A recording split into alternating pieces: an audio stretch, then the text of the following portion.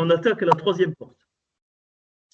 Alors, la troisième porte, alors sur le premier fichier, donc le fichier 1, je ne sais plus ce que j'ai mis tableau, je crois, un truc comme ça. Voilà, le fichier 1. Eh bien, donc vous avez l'expression de Kshar Ayeshana. Donc la porte Ayeshana, donc l'ancienne, ou celle qu'on a toujours connue, l'ancienne. Alors, bien sûr, on va faire les lettres. Mais avant, alors donc Shana, donc le Shin, le Nun et le E. Donc Shana, c'est donc la notion du temps. Et c'est aussi la fonction de répétition et de faire des choses nouvelles au même temps, c'est-à-dire une année après, une semaine après, ainsi de suite. Donc c'est une notion de dynamique. Alors quand on retourne un petit peu les lettres, donc cette notion du temps, on va voir ce que c'est tout à l'heure. Alors si je place le Nun avant le Shin, donc ça va être les mêmes lettres, donc la même puissance, la même valeur numérique qui est, donc je l'ai mis là, 370 quand on dit Ayeshana, donc Shana c'est 355 puisque le Shin fait 300, le Nun fait 50 et le He fait 5. Alors, si je tourne un peu les lettres, j'obtiens Naché. Donc, on trouve en Genèse 32, 32 le mot Naché qui veut dire veine, une veine du corps, c'est-à-dire un canal, et qui veut dire aussi nerf, tendon. Et donc, la racine de ce mot Naché, c'est Nacha, qui veut dire oublier, pardonner. Donc, dans le sens bien oublier quand la chose est nettoyée, mais aussi refuser et s'opposer. Mais on retiendra surtout la signification de la veine du canal. Alors, la première fois où le mot Naché apparaît, c'est quand il y a eu le combat de Yaakov avec l'ange de l'Éternel. Donc, en Genèse 32. Et donc, ce combat, il est frappé au niveau du kof Yerer, c'est-à-dire le creux de la cuisse. Yerer, c'est la cuisse, et le kof, c'est le creux, la pomme, c'est-à-dire la hanche. Et donc, on sait, j'en avais déjà parlé, que à partir de ce moment-là, qu'est-ce qu'il dit Yaakov, il dit Péniel. Il donne le nom de le lieu où il y a eu le combat, Péniel, c'est-à-dire la face de Hachem, le visage de Hachem. Le visage de Hachem, donc la face de Dieu.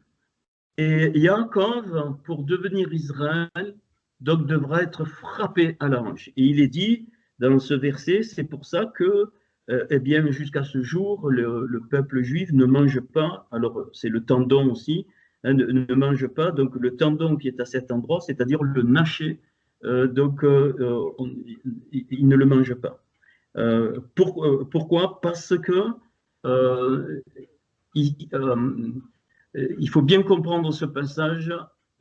Yaakov ici montre la détermination à connaître Hachem. Il y a un très beau saut là. Et donc, c'est pour ça que ce mot naché veut dire nerf et veut dire veine, c'est-à-dire le canal. Il faut bien comprendre que je ne peux être utilisé véritablement par Hachem, et on va voir que cette porte, elle est spéciale, mais bon, vous avez compris avec les fichiers que je vous ai donnés. Je ne te vois plus, Corinne, je vois que ton front. Il faut vraiment comprendre ça, parce que c'est très, très, très, très subtil. Il faut faire très attention. Personnellement, j'essaye de le faire. C'est pas méchant, mais on arrive très très vite à idolâtrer sans faire exprès. Attention, je ne parle pas d'idolâtrer au sens mauvais du terme, c'est-à-dire à mettre sur un piédestal quelqu'un qui est utilisé par le Seigneur, que ce soit dans l'enseignement, que ce soit dans son spiritualité, bien sûr. Hein, la Torah nous enseigne et le Nouveau Testament nous enseigne aussi qu'on doit avoir de la déférence pour ceux qui portent la parole, et ainsi de suite. Je ne parle pas de ça, ça c'est légitime. Mais très vite, on peut mettre au-dessus, alors qu'il n'y a pas de dessus et de dessous, eh bien, ceux qui sont, voilà, et on est tous différents, et il faut être prudent. D'abord, hein, on est frères et sœurs, on a le même père, et donc, et comprendre que plus je deviens un canal, plus je deviens un Naché, et plus l'Esprit de Dieu va couler. Un jour, j'ai eu une vision, une petite vision, toute petite et courte, mais qui m'a beaucoup parlé. Il y a au moins 25 ans de ça, et je voyais une lampe. Donc là, comme j'ai sur le bureau une lampe, donc la lumière, et d'un coup, le Seigneur me montre ça, et il me parle. Et il me dit, la lumière, c'est la Yeshua. C'est lui, la lumière du monde, c'est lui, j'illumine du Yeshua. Ok. Celui qui fait ça depuis qu'il est parti et qu'il est monté à la droite, là où il y a le Kissé, le trône, là où il y a la Keter, c'est la Roi Kodesh, c'est-à-dire le Saint-Esprit. Et il est écrit dans Jean que le Saint-Esprit ne parle pas de lui-même, mais il prend ce qui est au Père et donc il révèle Yeshua. Toujours, le Saint-Esprit, tu ne le vois pas, tu ne l'entends pas. Et sa fonction, c'est vraiment de montrer la lumière. Donc ça, c'est l'électricité. Le Saint-Esprit, c'est l'électricité. Et la lampe, elle est branchée sur la source, c'est-à-dire Hachem lui-même. Et j'ai posé la question au Seigneur, j'ai dit, et ton peuple, petit homme, mon peuple, c'est la gaine du fil. C'est la veine. On n'est que des canaux. Nous ne recevons absolument rien du Seigneur. Ce que nous pensons avoir, c'est quand lui, il a même nos dons naturels, sont un potentiel qui déclenche lui, mais on ne s'en aperçoit pas. Tous les êtres humains sont comme ça, parce qu'on est branché, qu'on le veuille ou pas, on est connecté à une force qui nous dépasse. Pour ceux qui nous, on sait que c'est le Seigneur, mais pour ceux qui ne le savent pas. Et donc, en fait, ceux qui produisent le plus, ceux qui innovent le plus, c'est pas qu'ils les ont compris, mais c'est parce qu'ils laissent couler, ils deviennent Naché, ils laissent couler bien, leur potentiel. Et ça, on doit... L'histoire du veau d'or, quand on regarde le veau d'or, je me suis posé la question, Aaron, il était frère de Moshe, prince de la sacrificature, mais je me suis dit, mais comme ça se fait qu'il a pas, on ne voit jamais, c'est Moshe qui s'est mis en colère quand il est descendu du mont Sinaï. Comment ça se fait? Et je pense que, en tout cas, un des aspects, c'est ça, c'est que, en fait, il me semble que le veau d'or, eh bien, c'est quand on met quelque chose même de bien, mais qu'on le met au-dessus de Hachem. Et on ne peut pas ça. Par exemple, un grand prédicateur, un grand juste, et il faut qu'on réalise qu'on n'est que des canaux. Voilà ce que m'apprend déjà. Alors, on va voir ce que ça veut dire après. J'avance doucement. Ok. Et puis, alors, quand je tourne encore les lettres, donc j'obtiens le mot Hachem, donc le He, le Shin et le Nun. Cette fois, donc, là, on fait une permutation encore. Et ça veut dire donc les hauteurs. C'est un rocher à pic, à chaîne, c'est la dent. Hein, ça, on peut traduire par la dent, chaîne, c'est la dent. Donc, c'est-à-dire, c'est quelque chose qui est aiguisé. Alors, on trouve en 2 Samuel 7, 12, hein, donc, où il nous est dit que Samuel prit une pierre qu'il plaça entre Mitzpah et Hachem, c'est à ce moment-là qu'on trouve ce mot, et il appela du nom d'Eben Ezer, en disant, jusqu'ici, l'Éternel nous a secourus. Donc Eben Ezer, ça veut dire pierre du secours, hein. Eben c'est pierre et Ezer c'est le secours, celui qui aide. Et le mot donc Mitzpah, donc c'est une tour d'observation. Et donc là, avec ces 3 éléments, j'ai compris que c'est la porte en tout cas c'est un angle de vue J'en avais donné un autre dans un des premiers enseignements sur la porte ancienne, mais là, cette fois, je le complète en donnant un autre angle de vue, que cette porte, c'est la porte de la prière. La vraie prière, on va le voir. Bien sûr, j'ai déjà donné un enseignement, mais je vais compléter. Alors, donc,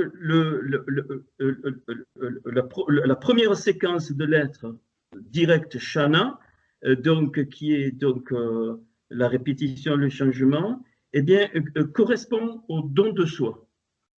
Et donc, donner, donc on trouve, alors c'est merveilleux, donc on trouve, donc, alors il y a plusieurs mots, hein, il peut y avoir Nathan, Yohanan, c'est l'Éternel a donné, mais dans sa dimension la plus restrictive, c'est deux tav.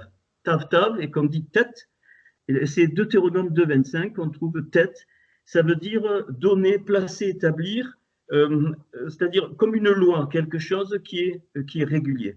Donc c'est le don et le don de soi. Puis donc le canal, eh bien, le canal spirituel, il se transmet comment? La bouche. Et la bouche se dit P. Le P, le fait. Donc, bien sûr que la correspondance, donc elle n'est pas gratuite. Donc, on a déjà vu, hein, je dois dire ce que je pense et je dois faire ce que je dis. Mais pour être un canal de Hachem, donc la bouche de Hachem, donc le P, eh bien, il faut aller dans les hauteurs, le rocher à pic aiguisé. Ça veut dire que eh bien, le Seigneur va nous façonner pour qu'on puisse recevoir les choses d'en haut. Et les choses d'en haut, elles se traduisent par le Hallel, qui est dans Alléluia.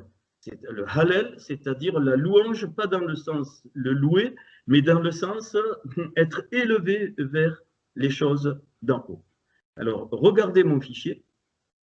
Donc, ces trois, rien que la notion, juste la permutation de ces trois lettres vous donne la dimension de la prière. Merveilleux. C'est la porte de la prière. Elle est ancienne parce qu'elle a toujours été, on va le voir. La prière, alors oubliez, hein, dégagez-vous, je l'ai dit l'autre jour, dégagez-vous de la notion de prière dans le sens où on demande non, non, non. On n'est plus dans cette dimension et je le maintiens dans ce que j'ai dit.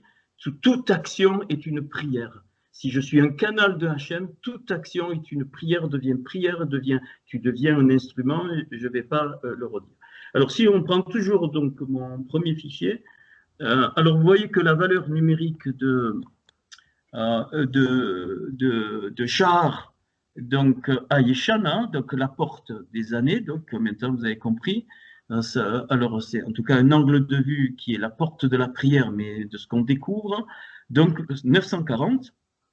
570 plus 370, ça fait 940. Et c'est exactement la valeur de Titépalel.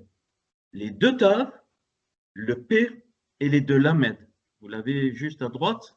Titépalel, qui a donné plus tard Titépalalou. Enfin, plus tard, par le Seigneur, Titépalelou. Donc, Titépalel qu'on trouve la première fois dans 1 Samuel 1,10, je vous ai noté sur le tableau, fait pile 940. Donc, cette porte-là, donc, c'est l'expression de l'action, du canal et des choses d'en haut. Alors, je l'ai mis au-dessus. Si je le traduis, tête, c'est le don. Pi, c'est la bouche, vous le voyez, hein, au-dessus. Donc, le P et le Yud. Et le Hallel, c'est la louange dans le sens l'élévation spirituelle. Ces trois mots, je mets les références. Et donc, ça vous donne 957. Ça, c'est contracté en Titépalel, qui veut dire la prière. Donc, la base même de la prière, c'est le don de soi, l'expression des choses de Hachem qu'on reçoit d'en haut. Donc, c'est pas redire les choses, c'est pas prononcer des choses, ça, c'est que la conséquence après, c'est ça. Donc, toute notre vie est une prière ambulante. Maintenant, c'est démontré, toute notre vie devient une prière ambulante. Alors, Ça, c'est juste le premier, donc le premier donc, aspect. Et maintenant, si on prend chaque lettre, hein, donc si on prend le shin, alors le shin, la lettre shin, vous savez, je le fais à chaque porte, hein, on va dans le psaume 119 après. Alors la lettre shin, alors les 8 versets du psaume 119, donc, qui correspondent à la lettre shin, je vais vous les indiquer. Voilà, donc c'est les versets 161 à 168, donc les 8 versets du shin. Alors, je vous donne, comme d'habitude, donc les premiers mots. Donc, c'est Charim, les princes, m'ont poursuivi. Hein, c'est David qui parle, m'ont poursuivi. Donc, je dirais que ici, c'est la force vitale, enfin, le but de la vie. Il dit m'ont poursuivi pour rien. Ok, puis, alors, il parle de Sas, donc Shin Shin, donc, c'est réjouis-toi. Et donc, ça, je suis d'accord. Hein, de se réjouir même dans tout, je suis absolument d'accord. Mais donc, ça ne veut pas dire qu'on n'est pas triste ou autre. Bon, ça, c'est donc, réjouis-toi. Pourquoi il se réjouit au sujet de ton dire, au sujet de ce que de ce que je reçois de toi d'en haut. C'est ça qui dit David. Puis, alors, il y a le sheker, donc on a vu, le mensonge, je déteste, est en abomination. Donc, détester le mensonge dans tous les sens du terme. Puis, le quatrième mot, c'est Sheva, donc 7. Donc, le fameux, donc, 7 fois dans le jour, je t'ai loué, donc il parle bien des choses d'en haut, 7 fois dans le jour, on va voir pourquoi 7 tout à l'heure, et là, après, il y a c'est mon angle de vue, enfin. Puis, il parle du shalom, paix, plénitude, shalom abondant pour ceux qui aiment ta Torah, donc ça on comprend. Chez Vari, j'espère, en ton Yeshua, en ton salut. Donc ça, moi, ça me parle, hein, j'espère. Et le mot, donc, chez Barty, donc, entraîne l'idée donc, de mise à part, entraîne l'idée de victoire aussi, quoi qu'il arrive. Donc, c'est plus fort que espérer quelque chose. C'est vraiment, c'est la libération de la confiance de Hachem en nous, hein, ce mot. Donc, Shemera, donc, c'est donc ma nefesh et tes témoignages. Donc, il dit je garde mon âme et tes témoignages, mais il parle de la nefesh, donc c'est Shamera. Donc, et puis le dernier, c'est Shamarti, je garde tes ordonnances. Shamarti, c'est je garde tes ordonnances et tes témoignages. Donc voilà pour les 8 mots qui commencent par Shin. Et puis quand on va le lire, donc des princes, alors en français évidemment, alors des princes me persécutent sans cause, mais mon cœur ne tremble qu'à tes paroles. Ça, j'aime ça. Dans le sens hébreu, c'est ça. Des princes me persécutent sans cause, mais mon cœur ne tremble qu'à tes paroles. Je me réjouis de ta parole comme celui qui trouve un grand butin. Je hais et je déteste le mensonge. J'aime ta Torah. 7 fois le jour, je te célèbre à cause des lois de ta justice. Et il y a beaucoup de shalom, de paix, donc pour ceux qui aiment ta loi, et il ne leur arrive aucun malheur. J'espère en ton salut, ô Éternel, et je pratique tes commandements. Mon âme observe tes préceptes, et je les aime beaucoup. Je garde tes ordonnances et tes préceptes, car toutes mes voies sont devant toi. Donc voilà la partie du Shin. Alors qu'est-ce que j'en ai extrait donc au niveau des 3 piliers, des 3 barres horizontales et des 2 verrous. Eh bien, un premier pilier, c'est donc la lumière de la parole. Hein, ça, on doit être éclairé de la parole. Le pilier à l'opposé, donc c'est l'espérance dont on vient de parler, cette espérance vivante. Et donc au milieu, qui équilibre, c'est l'amour. Enfin, l'amour de la parole. Ta parole est la vérité, c'est dans ce sens, pas l'amour aimé, mais l'amour de la parole. Les 3 barres, bien le centre, c'est le shalom. Et ça, c'est vrai, on doit avoir enfin, quand on vit dans cette dimension, le shalom doit être en nous, quel que soit le contexte extérieur. Donc, au-dessus, eh bien, la barre, pourquoi on a le shalom? Parce qu'il est notre prince, il est notre roi. D'accord? Donc, ça, il le dit clairement, David. Et en bas, eh bien, on est précieux à ses yeux. Ça, c'est important pour nous. Donc, la barre horizontale en bas, donc on est précieux à ses yeux. Et les deux verrous, eh bien, le verrou d'en haut, c'est l'adorer, dans le sens qu'on connaît, comme j'ai enseigné déjà. Et dessous, c'est se décider pour la vérité, c'est-à-dire aller contre le mensonge. Alors, maintenant, le Noun, donc la deuxième lettre. Je vous donne juste ces éléments parce qu'il. Alors, le Noun. Alors, le Noun, c'est la révélation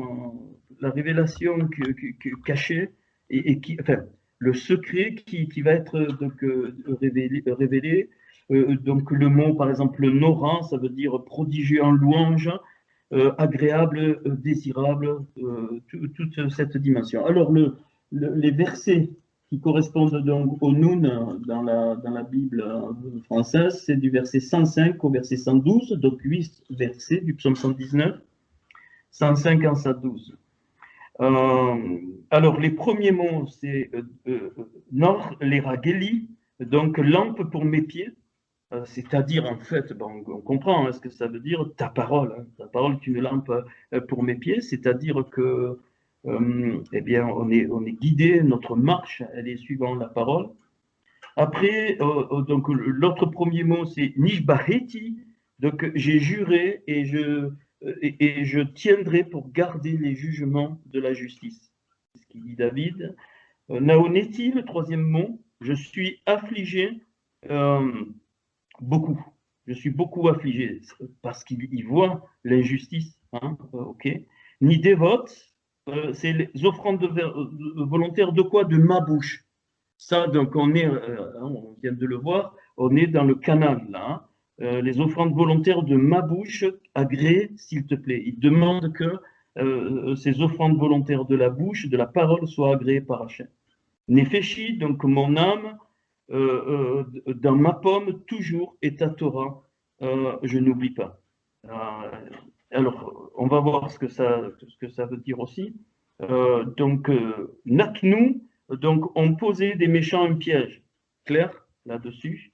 Puis, Naroleti, j'ai hérité des témoignages pour toujours, de tes témoignages pour toujours. Et Natiti, j'ai incliné mon cœur, donc Natiti, j'ai incliné mon cœur pour faire tes prescriptions. Alors, alors on peut le lire. Ta parole est une lampe à mes pieds. Et je crois que certains le connaissent par cœur, ce passage. Et une lumière sur mon sentier. Je jure et je le tiendrai d'observer les lois de ta justice. Je suis bien humilié. Éternel, rends-moi la vie selon ta parole. Agrée, ô Éternel, les sentiments que ma bouche exprime et enseigne-moi tes lois. Ma vie est continuellement exposée et je n'oublie point ta loi. Des méchants me tendent des pièges et je ne m'égare pas loin de tes ordonnances. Tes préceptes sont pour toujours mon héritage, car ils sont la joie de mon cœur et j'incline mon cœur à pratiquer tes statuts. Alors, donc les 8, donc toujours pareil. Alors, ce que j'ai relevé, bien, le pilier gauche, c'est la révélation, c'est-à-dire la compréhension par Hachem des choses d'en haut, et l'autre pilier, c'est l'épreuve. On ne peut pas échapper à l'épreuve. Et donc, le centre, c'est l'engagement. Notre engagement, il doit être immuable. Hein, à la base de la foi, évidemment, de la Emouna, et il va équilibrer donc l'épreuve et la révélation. Puis, les barres horizontales, eh bien, au centre, c'est être soi-même. Ça, c'est beaucoup plus difficile, être soi-même, c'est-à-dire notre identité, l'accepter, la vivre. Être soi-même. Et donc, vers le haut, donc la barre d'en haut, c'est la prière qu'on va voir là dans un instant. Et donc, en bas, c'est la solidité. La solidité dans le sens être établi, mais dans le sens actif. On va voir. Donc ça nous donne les 3 barres horizontales de protection et les deux verrous. Le premier verrou en haut, c'est la soumission à Dieu, une soumission totale jusqu'à la mort. Et donc en bas, c'est la joie d'être nézer, c'est-à-dire la joie de servir dans le sens de Hachem. Donc voilà pour les lettres qui caractérisent cette porte. Alors, quand vous allez voir comment, ça, vous avez carrément l'historique, là je suis en train de vous faire comment le Seigneur donc me conduit dans les choses que je vous donne. Alors, et puis d'un coup, mais ça vous ne pouvez pas comme ça, 940, je m'aperçois que c'est donc le 4e commandement qui parle du Shabbat. Alors on va voir, mais je ne vais pas développer ça. Alors et donc vous voyez, donc vous l'avez à droite sur la première ligne du tableau. Donc c'est Zahor, souvenir de Shabbat. Alors j'ai oublié ça c'est parce que j'ai fait copier-coller, c'est pas l'ancienne, c'est le Shabbat. Donc Zahor 233, 707 à Shabbat, la somme 940. Qui fait que aussi le premier mot qui finit la création en Genèse 31, c'est la Hassot, qui fait aussi 940. Alors, qu'est-ce que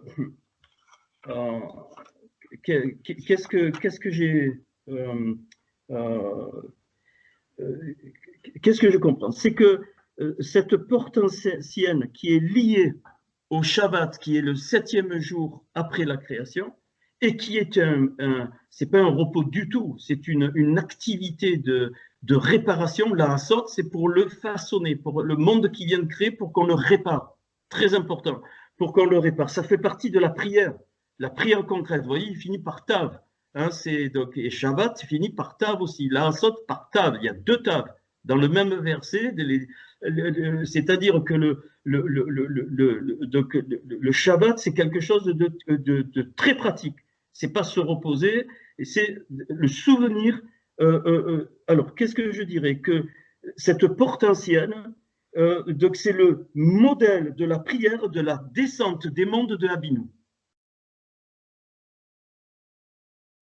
Je répète, c'est la phrase qui m'est venue, c'est le modèle de prière de la descente des mondes de Abinu, et on va voir pourquoi. Ok, et donc ce souvenir du Shabbat, c'est la clé fondamentale, c'est se souvenir du modèle de la création, et que ce modèle de la création, je le répète, d'où Shana, je le répète, comment? En parlant par la prière, mais, excusez-moi, pas que des paroles, dans l'action de ma vie. Ça veut dire que cette porte est une porte de réparation et de reconstruction par la prière, mais pas la prière qu'on croit nous. Je vous en prie, dégagez-vous. Et pas le Shabbat qu'on croit nous. Jamais il est question, non. Donc ici, c'est clair par les valeurs numériques que le Shabbat fait référence donc au souvenir du modèle de la création, c'est-à-dire de la descente des 5 mondes. Et c'est pour ça que le Seigneur il dit, venez, je vais vous montrer comment vous devez prier, d'où le Titepalal, donc qui fait 940, Titepalal, et qu'est-ce qu'il dit? Abinu. Et ça, rien que ces 2 mots renvoient eh bien, au texte de la création et aux 3 versets, qui décrivent la raison pour laquelle le Seigneur a créé le Shabbat. Donc, vous voyez qu'on est très loin. Et en Yeshua, on est toujours dans ce Shabbat, et c'est pour ça qu'on n'a pas à faire quoi que ce soit. On a juste à garder le modèle de Titepalal, c'est-à-dire voici comment vous devez prier.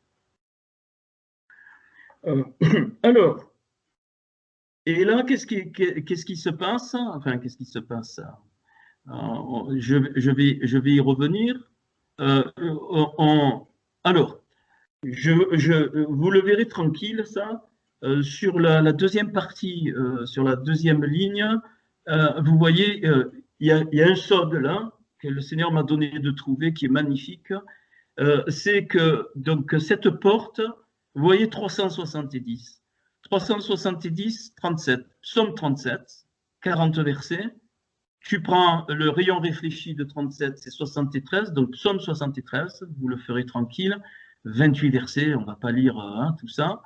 Et puis, donc, qu'est-ce que c'est qui caractérise la porte? Je ne m'occupe pas du 570, pourquoi on le fera à la fin, parce que c'est la porte, donc on verra 57 et 75, mais la porte de Ayeshana, donc le total fait 940, on l'a vu, donc psaume 94 et psaume 49, vous verrez, c'est marquant.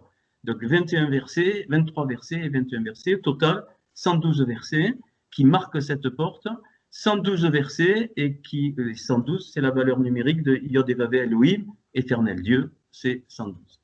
C'est juste au passage, j'avais prévu de le, mais c'est trop long, ce serait vraiment trop long de prendre les psaumes, d'aller, il faut en plus aller un peu en hébreu, mais vous pouvez le faire tranquille, donc vous l'avez sur le fichier.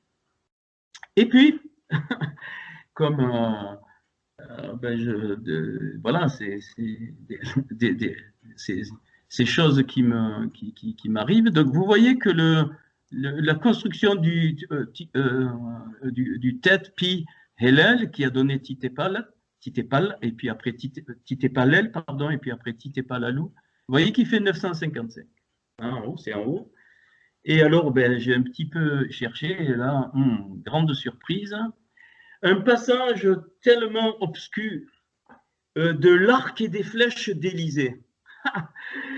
et alors, donc, on va à la troisième ligne, enfin le troisième niveau de mon tableau, et je vous ai mis, voilà, il dit donc au roi, donc c'est le roi qui vient, alors il vient, le roi, il pleure, il dit à Élysée, Abi, Abi, mon père, et donc, et Élysée, il comprend pas, tout de suite, on passe à cette histoire des flèches et de l'arc, et il dit Abi, Abi, deux fois, c'est Abi-nous.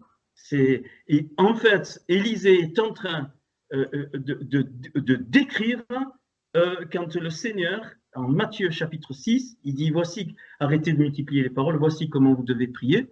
Et donc, il dit, notre Père, il n'est pas écrit qui est aux cieux, ça j'y tiens, pas du tout.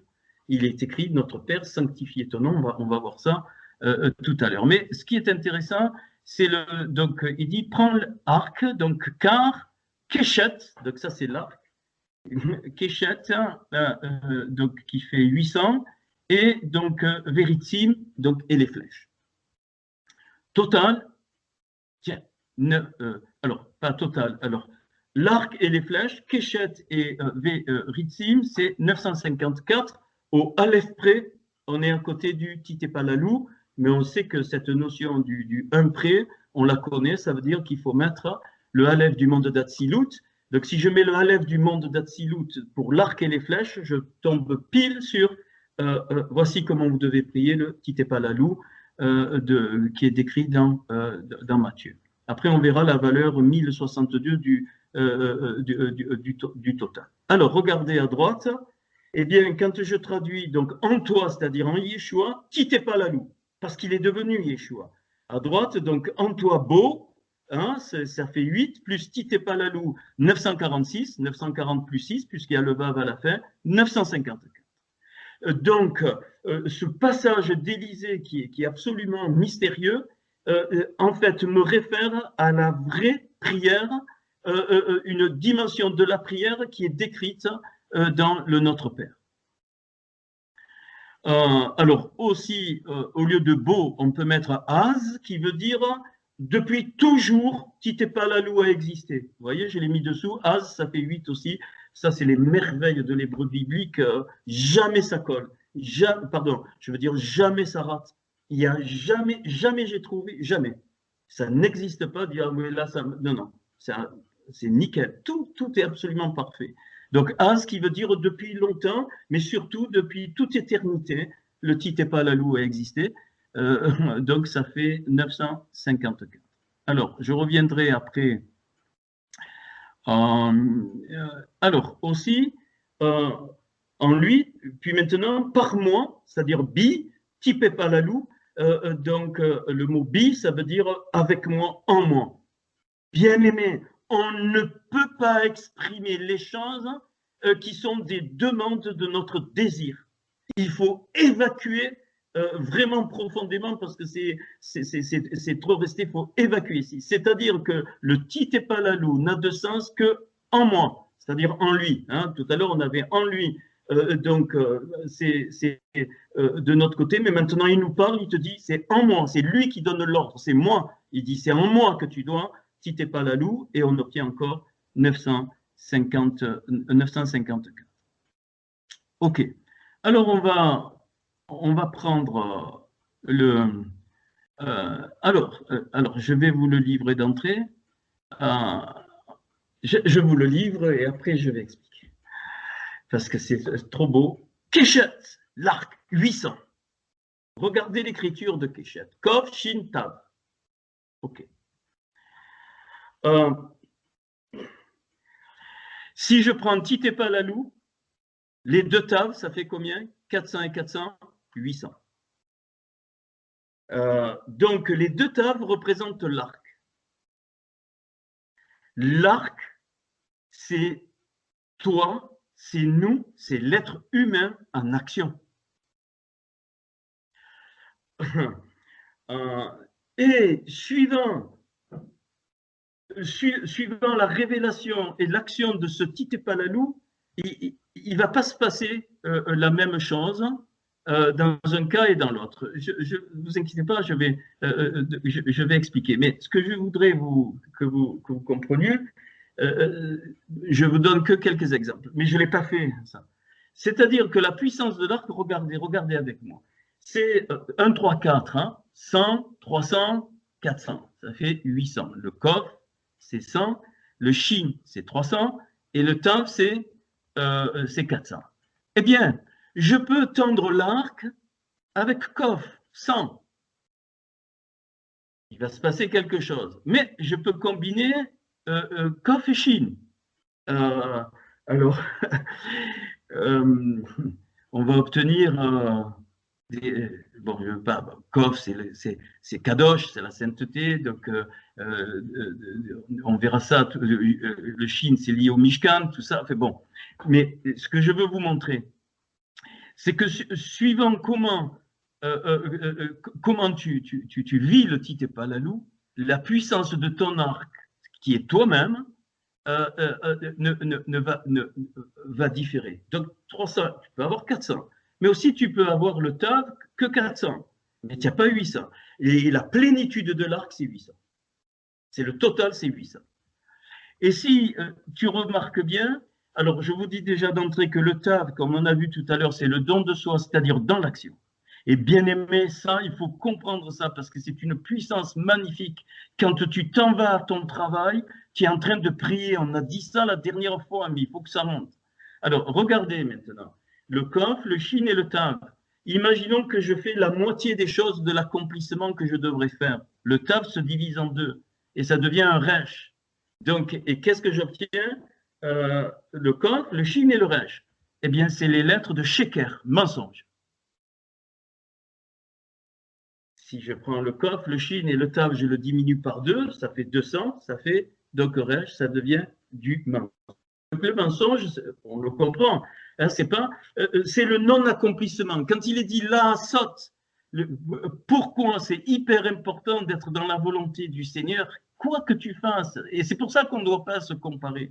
Chacun, nous sommes un arc, et nous sommes un arc de prière qui va envoyer des flèches pour réaliser la descente de ces mondes, mais dans le concret. Alors, c'est difficile parce qu'il faudrait qu'on regarde tous les films en même temps, mais j'essaye de vous simplifier la vie.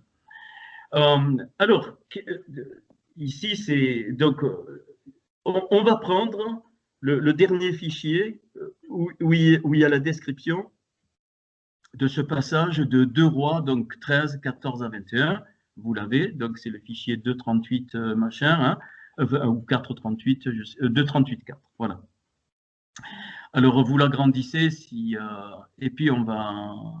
Alors, je vais vous montrer.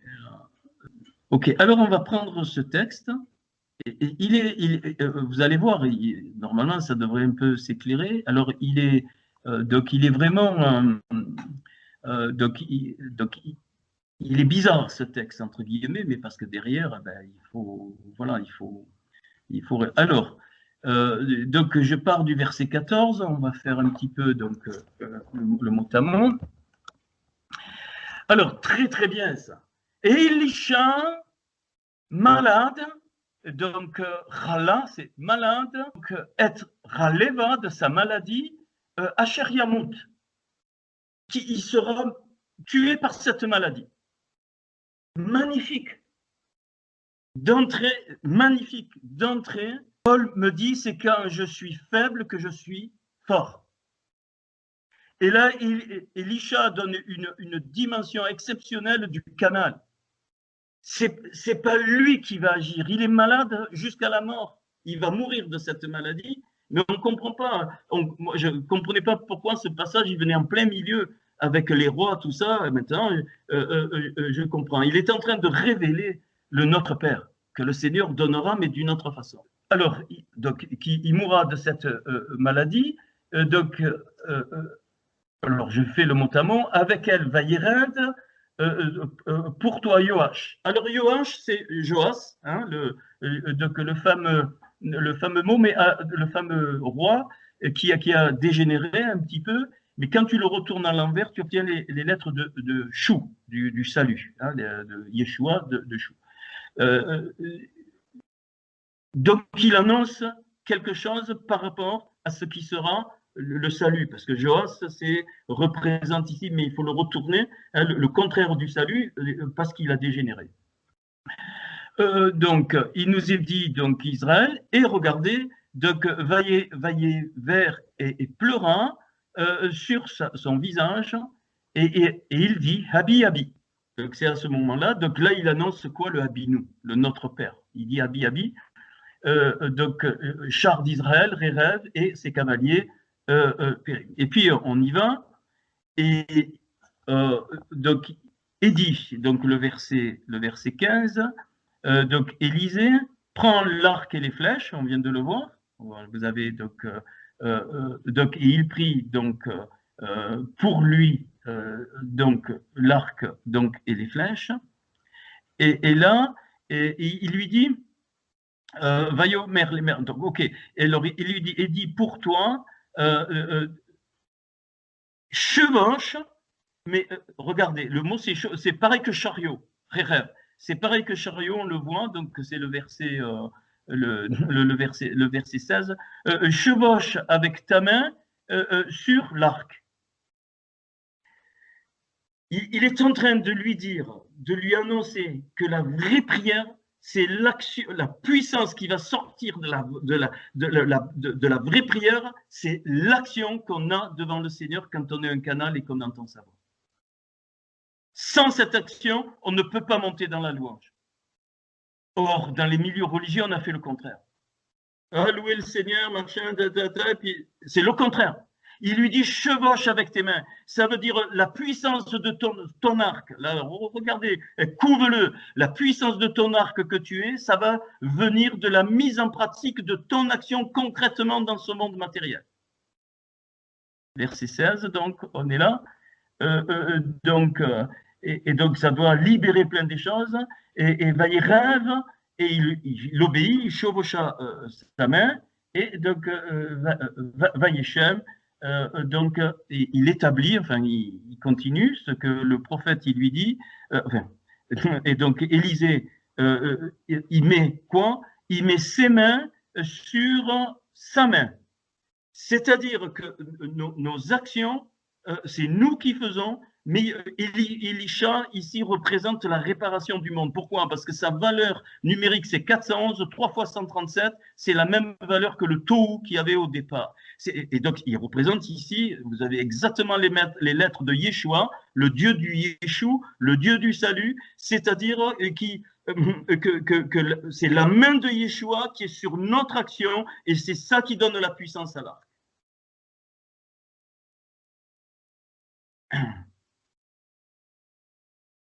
Ok, alors quelque chose d'important. Verset 17, Élisée, il lui dit, Vayomer Petar Araloun. Il lui dit, ouvre la fenêtre.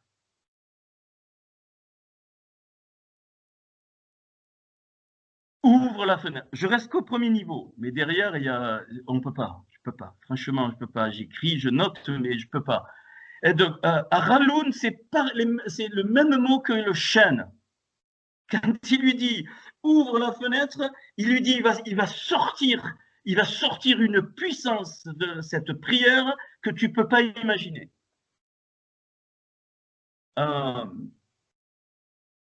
Et de quel côté? Kedema, du côté de l'Est, du monde de Adam Kadmon, de Hatzilut, d'où vient le Mashiach, où on était avant même qu'il y ait le premier atome. Donc il lui dit que la force, le chêne de la fenêtre, eh bien, ça vient de ce monde. Et donc, il ouvrit, il vaillait pétard, donc il ouvre, et vayomer Elisée, il lui dit, donc, et dit Élisée, tire, c'est-à-dire, donc, jette, élève, fais monter, yaré, c'est donc le mot yaré, donc, vayor, et il tira, et vayomer, et il dit, Retz Teshua, flèche de délivrance.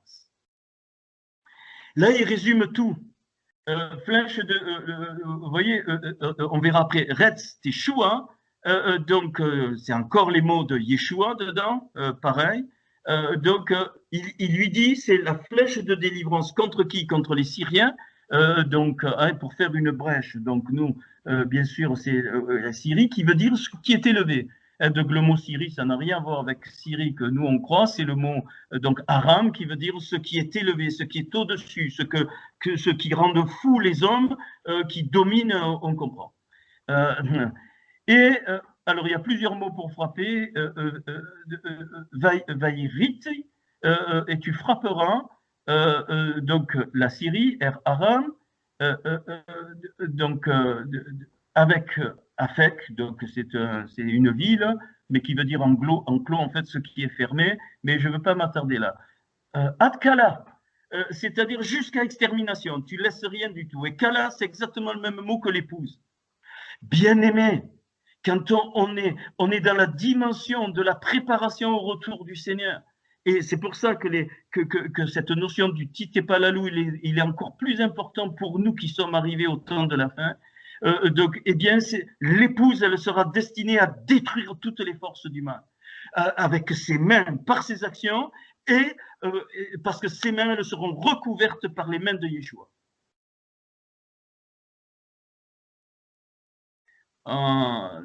Le verset 18, excusez-moi si je suis excité, mais la révélation a été très forte, et dit Vayomer, donc, car prend, il répète les flèches, Aretzim, et il prie, et il dit donc frappe, ok, frappe le sol, et il frappa. Et il frappa Shalosh, 3 fois. Ah. Alors, je ne peux pas, comment faire? Il faudrait aller sur le fichier Abinou, mais on ne va pas y arriver. Alors, vous m'écoutez. Donc, vous m'écoutez. Puis, le prophète, il va se mettre en colère. Il va lui dire, mais il fallait frapper 5 ou 6 fois. Mais on ne comprend pas ce passage. Maintenant, on va le comprendre. Il frappe 3 fois. C'est-à-dire que dans le Titepalalou, il utilise les 3 lettres centrales. Pourquoi je dis ça? Il y a les 5 lettres. Tav, Tav, P, Lamed et le Vav. 6 lettres, mais le Vav, on ne le compte pas parce que on verra, c'est la dimension. Donc, les 5 lettres qui nous permettent dans les 5 mondes. Qu'est-ce qu'il fait, en fait, le roi? Il nous est dit qu'il a tiré à terre. Alors, la flèche de délivrance, elle est passée par la fenêtre, c'est la libération, et là, il nous est dit qu'il était à terre. Eh bien, il n'utilise qu'une partie de la puissance de l'arc. Il n'utilise que 3 lettres, le Tav, le P et le Lamed, et ces 3 lettres veulent dire tipol. Et le mot tipol, on trouve ça dans Nombre 34, verset 2, ça veut dire chuter, tomber. Donc ces flèches, il les a lancées et elles ont fait plouf par terre. Et donc Élisée va se mettre en colère il va lui dire, mais tu n'as rien compris dans le Titépalalu, mais c'est caché. Tu n'as rien compris dans ce que c'est vraiment la prière. Tu as tiré trois flèches et il nous est dit sur le sol. Ça veut dire qu'elles sont retombées sur le sol, c'est-à-dire qu'elles n'ont pas monté bien haut. Et donc, qu'est-ce qu'il lui dit? Donc ça, alors après il faut passer à l'autre fichier, sinon enfin, je vais continuer là parce que sinon je vais pas m'en sortir. Il faudrait faire un grand tableau pour bien voir, mais c'est pas grave. Donc alors il continue, donc et il dit donc alors on est au verset donc 18. Alors il lui dit prends les flèches, donc au verset 19. Au verset 19, donc, et se mit en colère donc, vers lui, donc l'homme de Dieu, donc, c'est-à-dire donc Élisée. Donc, et il lui dit, donc, pour frapper, vous voyez, vous le voyez, donc les akot, les mots changent, je les ai mis en rouge, mais parce qu'il y a une signification derrière, mais on va aller doucement. Les akot pour frapper, il lui dit, donc, Romèche, 5, Ho, ou, Shesh, 6 fois. Enfin, nous, on a traduit, donc il fallait frapper 5 ou 6 fois. Qu'est-ce qu'il est en train de lui dire? Il est en train de lui dire, ta prière, c'était la prière de la chair, c'était le Tav, le P et le Lamed, c'est-à-dire le Tipol, c'est-à-dire ça tombe par terre. Mais pour arriver donc à ce que la flèche parte de délivrance, passe par la fenêtre, c'est-à-dire monte dans les mondes et arrive à être entendu par Hachem. Et on comprend plein de textes maintenant. Il lui dit il fallait appliquer le Titépalalu, c'est-à-dire donner la puissance à l'arc, beaucoup plus de puissance. Comment tu donnes? On va le voir. Donc, qu'est-ce qu'il lui dit? Au lieu de faire Tav, P, Lamed, il fallait que tu en fasses 5 minimum, c'est-à-dire Tav, Tav, P, Lamed, Lamed, que tu doubles les deux dimensions, et alors, et tu arrives 6. Pourquoi? Parce qu'il y a le Vav à la fin. Titépalalu, il y a 6 lettres. Et donc là, ça nous donne un enseignement très, très fort de la dimension de la prière et de la puissance de la prière conduite par Hachem. Alors, je reviendrai après, donc à la fin, sinon je ne vais pas arriver à expliquer. Mais alors, si maintenant, donc, on prend alors, si on prend le Abinu, le fichier Abinus, qui est le Notre Père, eh bien, alors je vais faire comme ça. Donc il est dit Vechen Titépalalu, ainsi vous devez prier Havinu Yedekadesh Mera, c'est-à-dire donc alors il n'y a pas qui est aux cieux, pas du tout. Donc vous le voyez, c'est le deuxième verset de Matthieu 6, donc sur le fichier Abinu. Alors donc il est dit, qu'est-ce qu'on apprend là? Donc sanctifier ton nom. Là, le Seigneur rappelle le premier commandement et le Shabbat. Là, c'est le Shabbat. Là, ça, c'est l'essence même du Shabbat. C'est le premier commandement. Avec le deuxième, c'est enfin, oui, on peut mettre le deuxième. Il lui dit donc, je suis l'Éternel ton Dieu qui t'ai fait sortir des pays d'Égypte, c'est-à-dire qui t'ai fait sortir des limites. Tu ne peux pas sortir des limites dans la prière si tu ne sais pas qu'elle doit être commandée d'en haut. Il faut absolument, comme a fait Élisée, il avait compris que la puissance de l'arc de la prière, qui était lui-même un arc, tu es un arc, si tu utilises 3 lettres, les 3 fois, ça retombe par terre, ça ne monte pas. Donc il comprend quoi? Que c'est moi qui t'ai fait sortir des limites. Et donc, il enchaîne par quoi? Tu n'auras pas d'autre Dieu devant ma face, tu ne prendras pas le nom de l'Éternel en vain. C'est-à-dire, c'est quoi prendre le nom de l'Éternel en vain? C'est avoir une différence entre la parole et l'action. Et c'est pour ça que nos actions sont aussi importantes que l'élévation, que ce que nous on appelle l'élévation spirituelle. Quand tu donnes à manger à quelqu'un, si tu es conduit par le Seigneur, c'est une prière puissante qui est en train d'utiliser, on va le voir. Voilà. Or, si tu te contentes de donner des paroles et puis sans agir, tu es tape, P et la mettre. Tipol, ça tombe par terre. Les 3 lettres, ça tombe par terre, ça ne monte pas.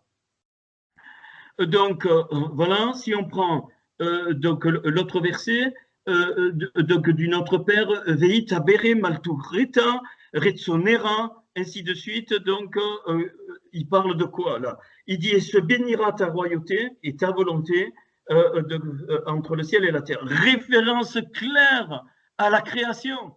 Absolument. Là, il déroule les 5 mondes. C'est évident, il déroule les 5 mondes au moment de la création de Genèse 1 à 31.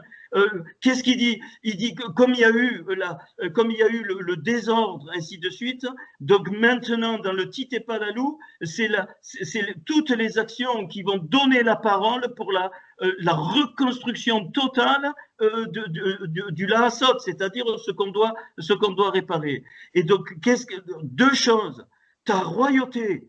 Mais c'est ça la clé, bien-aimés. Nos prières, elles ne volent pas haut parce qu'elles sont charnelles. Elles ne sont absolument pas conduites par le Seigneur parce qu'on demande et on ne reçoit pas parce qu'on demande. Paul, il dit parce qu'on demande mal. Et c'est ça la clé. 2 choses dont une on a déjà vu, la royauté, bien-aimé.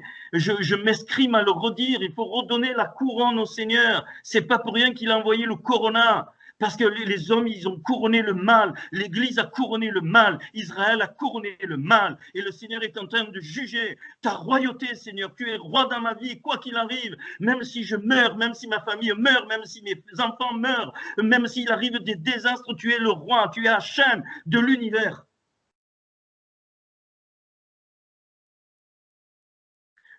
Fils de l'homme, c'est dans leur cœur qu'ils portent leurs idoles. C'est dans notre cœur qu'on construit les idoles. Je le redis, on n'est qu'une veine, on n'est qu'un canal. Si on ne comprend pas ça, on va avoir une idole, on va avoir peut-être un frère, il est super, ou ça c'est magnifique, c'est fini. Tu ne le fais plus roi, tu fais quelqu'un d'autre de roi. C'est ce qui s'est passé au Veau d'Or. D'où l'impuissance des prières débiles qui n'ont jamais été exaucées pendant des années et des années. Et c'est pour ça que la royauté de Hachem, elle est mise en corrélation avec la volonté. Pourquoi? Parce que quand il est réellement roi dans ma vie, alors il va révéler sa volonté et je vais mettre mes mains sur l'arc. Il met ses mains dessus comme Élisée. Pourquoi? Pour rendre mes actions suivant les œuvres qu'il a préparées lui d'avance.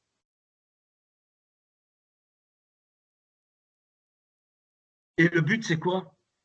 Eh bien, c'est que les cieux et la terre soient reconnectés.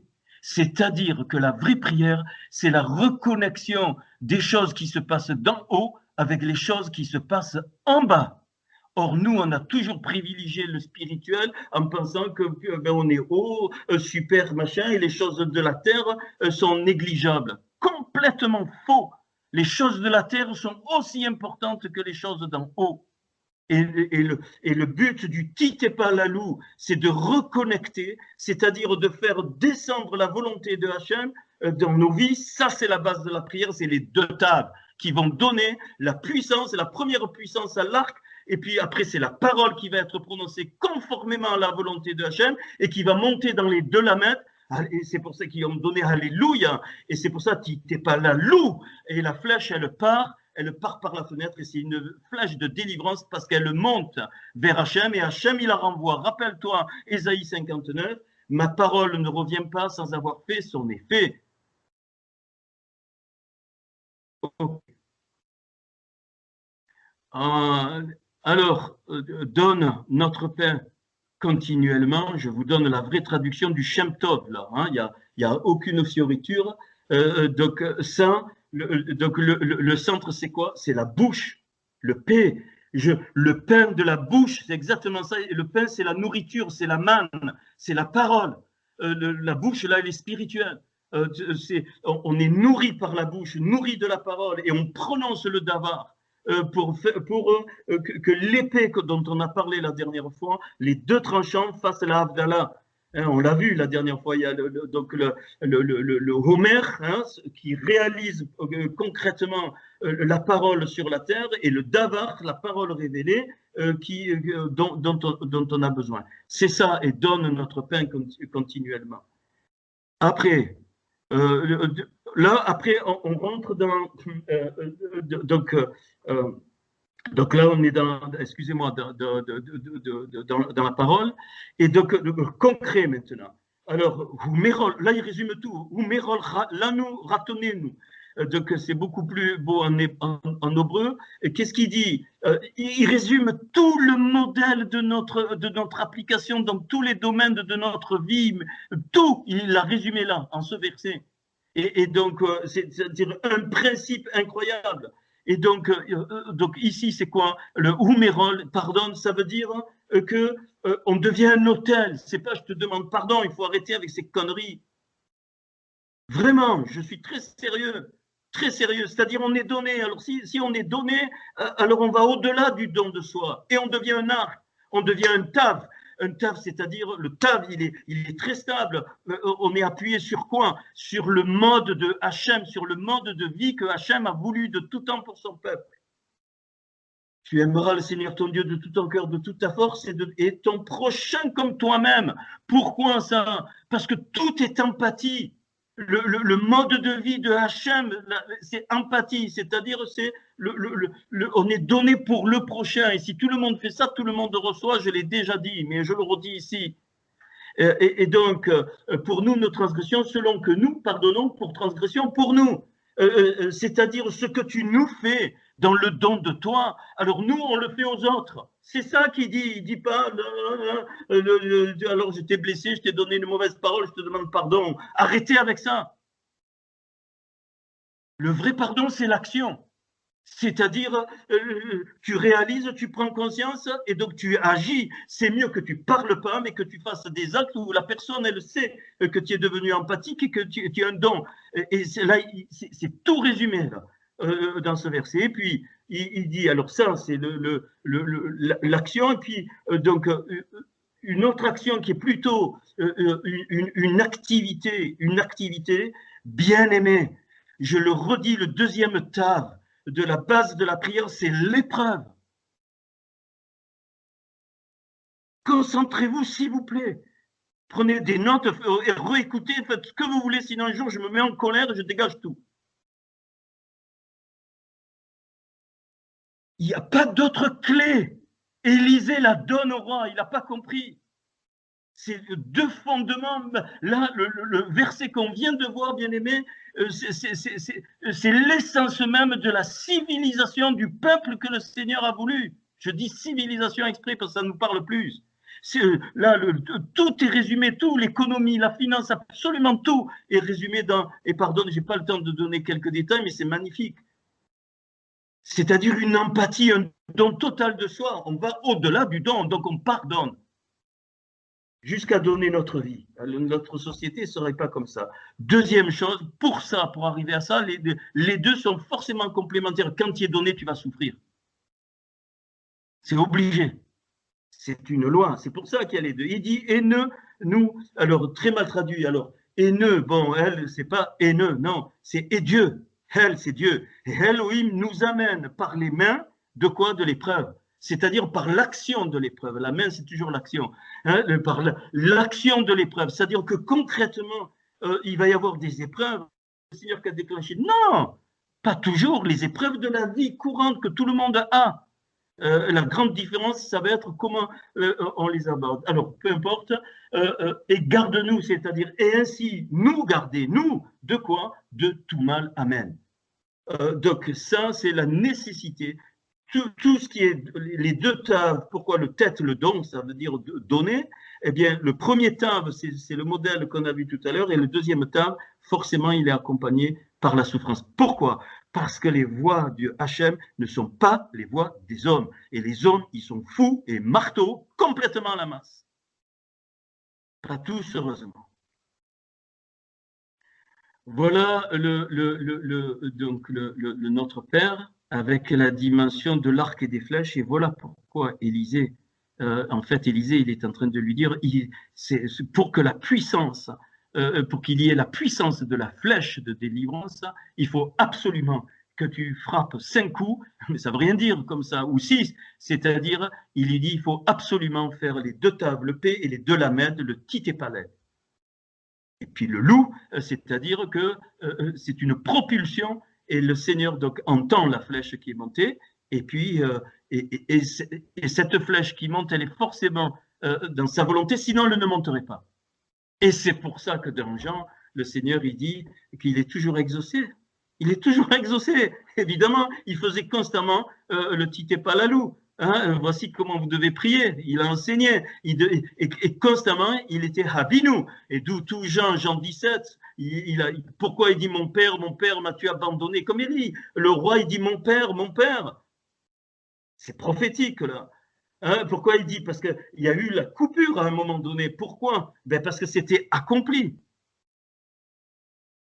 Et donc, et le Seigneur, qu'est-ce qu'il était en train de faire à la croix? Il était en train de devenir lui-même la flèche de délivrance. Il est le modèle guerrier par excellence. Quand il est dit, il a tout accompli, il a aussi accompli le fait qu'il devienne un guerrier total, et c'est ça qui nous transmet, évidemment, dans le sens qu'on vient de voir. Alors, je ne peux pas tout vous expliquer, là, il y en aurait pour des heures encore, c'est merveilleux, pour moi, c'est merveilleux. Alors, on prend le petit épalalou, hein, et puis je vais finir par ça. Alors, c'est trop beau. Moi, comme un enfant, je me réjouis toujours. Voilà, bon, ok. Alors, vous le connaissez, on l'avait déjà fait, mais je vais un petit peu, donc, peut-être pour ceux qui ne l'ont jamais vu. Donc, vous voyez en haut, donc, vous avez, donc, Titépalalu, enfin, le ou les centrales, le Vav. Et donc, alors, on va prendre la flèche bleue qui monte. Voilà l'arc. L'arc, le tav d'en bas, les 2 taves, le P en bleu, hein, sur la colonne en bleu, le P, le lamed et le lamed, ça c'est l'arc. Et quand il tape 3 fois, il a pris que les 3 lettres centrales, et les 3 lettres centrales vous donnent en vert à droite le tipol, c'est-à-dire ça retombe, c'est pas monté. Pour que ça monte, il faut qu'il y ait les 2 taves, le P et les 2 lamed. Par ce qu'on vient de dire, bien-aimés. Donc, nos actions sont très, très importantes, hyper importantes. Nos paroles et la conformité de la bouche avec nos actions, hyper importante. Et la conformité de la bouche avec la pensée vers Hachem est très importante. Et donc, et ça redescend en rouge, j'ai mis donc à Binou. Donc, et quand tu utilises que les 3 lettres centrales, eh bien, en face de Abinou, tu as le bet, le yud et le nun, qui veut dire ben, qui veut dire entre 2 choses, c'est-à-dire tiède, ni chaud ni bouillant, entre, le derrière ancien entre 2 chaises. Entre, on devient entre, ben, qui est d'une subtilité par rapport au fils qui est ben. Tu enlèves tu places le yud au milieu qui devient ben entre, c'est-à-dire tu sais, tu n'as aucune identité, rien. Pourquoi? Parce qu'on a tapé que 3 coups. Il faut taper 5 coups et voire 6 pour que le vav en bleu, donc il monte pour qu'il devienne une épée. Alors, vous allez dire, c'est théorique? Non, c'est très très pratique. Et je le répète, je répète. Tu prends ton petit déjeuner, tu es en train de prier, si tu es dans la volonté de Hachem. Tu t'en vas au travail, tu rentres dans ta voiture, tu es en train de prier, sans t'en rendre compte. Ça, tu es en train d'accomplir les 2 tas. Les épreuves qui arrivent, c'est les épreuves. Et ainsi de suite, et ça part. La puissance de l'arc, elle part parce qu'à un moment donné, tu vas... Et là, au moment où quand tu es dans la volonté de Hachem, quand tu vas exprimer la louange au Seigneur, parce qu'elle s'exprime, elle va être en fonction de ce que tu as fait pour lui ou de ce que tu n'as pas fait. Et en fonction de ça, eh bien, la puissance de ton Tépalalu, ça va monter comme une flèche et ça va redescendre comme une flèche, et tu vas dérouler à Binou, c'est-à-dire en fait tu refais le modèle du Shabbat, c'est-à-dire le modèle de la création. Rien à voir avec, oubliez ça, hein, parce qu'il est accompli. Le Shabbat est accompli, et le Shabbat, donc, on l'a vu tout à l'heure, c'est le modèle de l'arc et des flèches, hein, c'est-à-dire la prière va faire redescendre les 5 mondes pour la recréation, donc la réparation. Et quand on est dans cette dimension, bien évidemment, alors qu'est-ce qu'il dit Paul dans Corinthiens 15? Il dit le premier Adam, il était une âme vivante. Ça, c'est les 3 lettres. Tav, Pé, Lamed, ok. Une âme vivante, elle vit. Bon, ça monte, ça redescend. Bon, ok. Mais le second Adam, c'est-à-dire en Yeshua, il est devenu un esprit vivifiant. C'est-à-dire, il fait les 5, les Titepalalou, ça monte, et donc ça vivifie, ça redescend. Et c'est à ce moment-là que les choses peuvent se passer de la part du Seigneur. S'il faut qu'il y ait une guérison, une délivrance, c'est à ce moment-là et pas avant. D'où toutes les nullités et tout le manque de fruits, hein, où quasiment la totalité des prières n'ont jamais été exaucées. On se demande pourquoi. Donc, la prière, ce n'est pas les prières. Mais alors, pas du tout. Après, je sais, certains passent en certains versets, on pourra les voir, mais qui contredisent pas ça du tout. Alors, pourquoi je dis ça? Si tu reprends le fichier donc, de Rois, donc les versets, tu parles, et puis, alors tu comprends pourquoi. On ne sait pas pourquoi. Une fois qu'il lui a dit ça, il disait d'un coup, regardez avec moi, hein, voilà, j'ai fait exprès les deux, vous reprenez le fichier, 2 versets. D'un coup, il est parlé de la mort d'Élisée et puis d'un type qui est jeté dans sa tombe et qui ressuscite. D'un coup, on vient de voir l'arc et les flèches, d'un coup. J'ai dit, mais pourquoi? Il faut réfléchir un petit peu. Eh bien, c'est parce qu'il exprime qu'une fois que le Titepalalou est accompli, alors la puissance de la guérison peut venir, la puissance de la résurrection peut venir. Les 2 versets qui suivent, ils ne sont pas mal placés, au contraire, ils parlent du premier Adam qui fait 3 coups et que ça ne porte rien du tout, et le second Adam qui est un esprit vivifiant, alors lui, il fait 5-6 coups, comme il dit donc au roi, et donc il y a l'exaucement, et cette prière-là, elle est toujours exaucée jusqu'à la résurrection de mort. C'est ça, c'est pour ça qu'il nous est dit. Et ce qui est très beau, c'est que Élisée n'est qu'un canal. C'est quand je suis faible que je suis fort, c'est-à-dire je ne suis qu'un canal. Il est mort de la maladie dont il était atteint, alors qu'il enseigne au roi la prière de délivrance très forte contre les Syriens. Il aurait pu dire, mais pourquoi tu ne me guéris pas? Mais non, c'était un acte prophétique qui veut dire, ce n'est pas moi, et je suis donné aux autres, et c'est par ce canal-là que le Titepalalou va avoir lieu.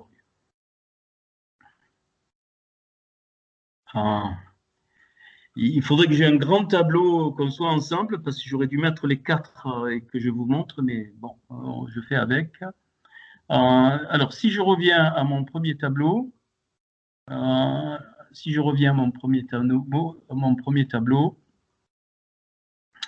vais passer les psaumes. Voilà, alors on a vu que donc, l'arc prend l'arc et les flèches, maintenant vous avez compris. Donc le total fait 1062. Et qu'est-ce qui nous est dit? Si je traduis le mot, alors kamonu, qui est en Genèse 34:15, qui veut dire selon le modèle de quoi? Du Titepalalou. Alors j'arrive à quoi? À l'arc, aux flèches, et à prendre l'arc. Donc prendre l'arc, ça veut dire agir. Tu agis. Tes mains, elles vont, les œuvres préparées, le Seigneur va être tes mains. Ne te pose pas de questions, sois simple comme un enfant. Tu as à cœur de faire quelque chose, voilà. Donc la prière, c'est pas se mettre à genoux le matin et prier 1 heure.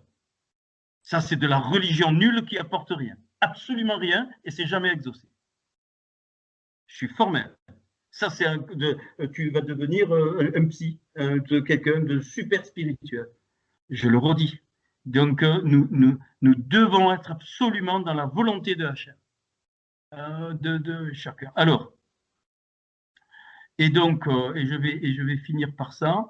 Donc, et quand Élisée, donc, il parle, donc, alors, le 1062, hein, le Kamonou Titepalalou, donc, selon le modèle du Titepalalou, c'est exactement, donc, le modèle, il est donné par quoi? Par l'arc que nous sommes, donc, pardon, prends l'arc que nous sommes, et puis, donc, les flèches, alors, j'ai pas encore, enfin, pour les flèches, tu vois, j'ai mis les psaumes, hein, le psaume 148, psaume 108, psaume 81, 18, psaume 8 et psaume 80 pour la valeur des flèches. Et tu vas trouver dans ces psaumes des éléments qui vont te donner de comprendre des choses, mais on ne va pas le faire ce soir. Je n'ai pas eu le temps de développer le Keshet, mais peut-être que je le ferai, on va voir. Et alors, et toi-même, donc tu deviens quoi? Tu deviens comme une flèche de délivrance pour Yod et Vavé. C'est pas la délivrance pour Yod et Vavé, c'est dans les mains de Yod et Vavé. Toi-même, tu deviens une flèche, je l'ai mis, hein, c'est l'expression qu'Élisée dit, Kerutz Teshua. Donc vous avez les mêmes lettres que Yeshua. Et donc nous, on sait que, donc, enfin, on sait que cette dimension du Titepa Lalou nous permet d'être nous-mêmes une flèche de délivrance pour l'autre, pour le prochain. Le cœur même de la Torah, c'est libérer, enfin même la Béchora, c'est libérer son prochain, on le sait. Et 955, je remonte en haut, rappelle-toi, magnifique, tête, pi, halel, c'est-à-dire donner par la bouche la louange. C'est exactement la même valeur.